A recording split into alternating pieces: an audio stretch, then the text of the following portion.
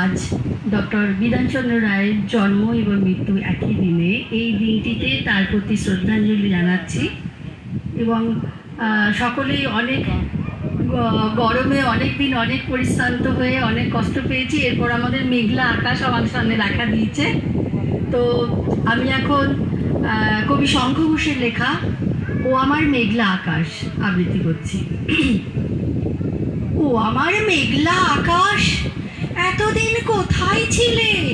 এত যে রাত্রি দিনে ডাকছি সবাই মিলে, চোখে জল ঝরছে নোনা, কিছু কি দায় মানো না?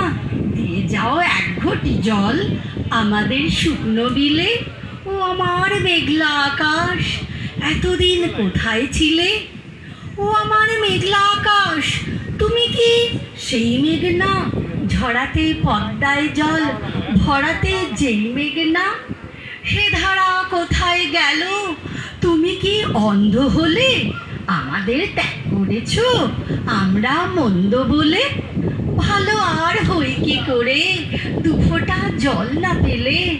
ও আমার মেঘলা আকাশ, এতদিন কোথায় ছিলে? নমস্কার।